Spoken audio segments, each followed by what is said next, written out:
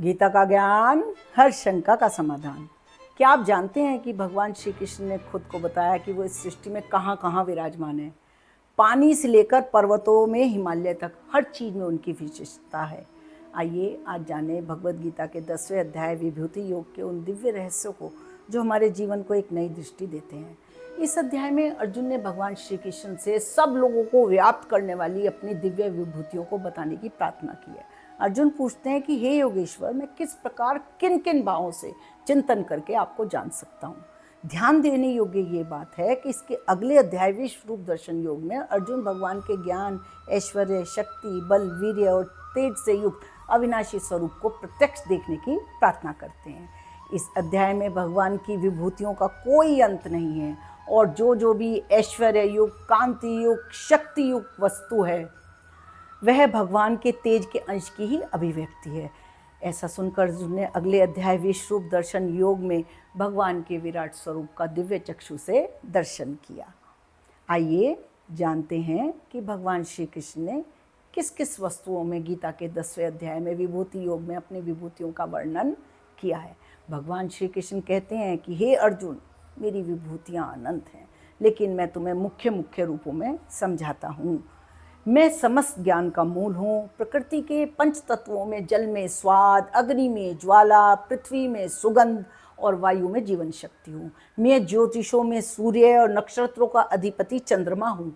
समस्त वेदों में सामवेद हूँ। देवताओं में इंद्र हूँ। इंद्रियों में मन हूँ। नदियों में गंगा हूँ। वृक्षों में पीपल हूँ। पशुओं में शेर हूँ। पर्वतों में हिमालय हूँ।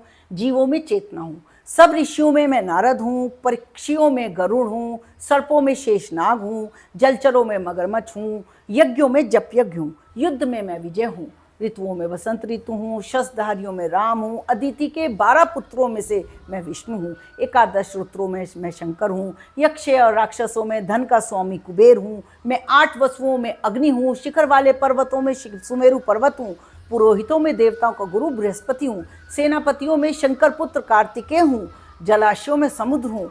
महर्षियों में भृगु हूँ। सभी शब्दों में ओमकार हूँ।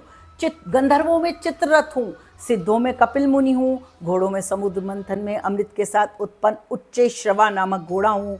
श्रेष्ठ हाथियों में इंद्र की सवारी ऐरावत नामक हाथी हूँ। सभी मनुष्यों में राजा हूँ। शस्त्रों में वज्र हूँ। गायों में कामधेनु हूँ। शास्त्रोक्त रीति से संतान की उत्पत्ति का हेतु कामदेव हूँ। सर्पों में सर्पराज वासुकी हूँ। नागों में शेषनाग हूँ। पितरों में अयरमा नामक पितर हूँ। शासन करने वालों में यमराज हूँ। दैत्यों में प्रहलाद हूँ। गणना करने वालों का समय हूँ। सृष्टियों का आदि, अंत और मध्य भी मैं हूँ। मैं समस्त विद्याओं में ब्रह्म विद्या हूँ। परस्पर विवाद करने वालों का तत्व निर्णय के लिए किए जाने वाला वाद हूँ। समासों में द्वंद्व नामक समास हूँ। कालों का भी महाकाल हूँ। सब और मुख वाला विराट स्वरूप, सबका धारण पोषण करने वाला मैं ही हूँ। सबका नाश करने वाली मृत्यु हूँ। स्त्रियों में श्री, वाक, स्मृति, मेधा, धृति और क्षमा हूँ। गायन करने योग्य श्रुतियों में मैं भृतसाम हूँ। छंदों में गायत्री संध हूँ। महीनों में मार्गशीर्ष मास हूँ। प्रभावशाली पुरुषों का प्रभाव हूँ। निश्चय करने वालों का निश्चय हूँ। वृष्णि वंशियों में वासुदेव अर्थात मैं स्वयं तथा पांडवों में अर्जुन हूँ। मुनियों में वेदव्यास हूँ। कवियों में शुक्राचार्य कवि हूँ। दमन करने वालों का दंड हूँ। जीतने की इच्छा रखने वालों की नीति हूँ। गुप्त रखने योग्य भावों का रक्षक मौन हूँ। ज्ञान वालों का तत्व ज्ञान हूँ। सब भूतों की उत्पत्ति का कारण हूँ। फिर भगवान श्री कृष्ण कहते हैं कि बहुत जानने से पूरा नहीं पता चल सकता, बस इतना जान लो कि मैं इस संपूर्ण जगत को अपनी योग शक्ति के एक अंश मात्र से धारण करके स्थित हूँ।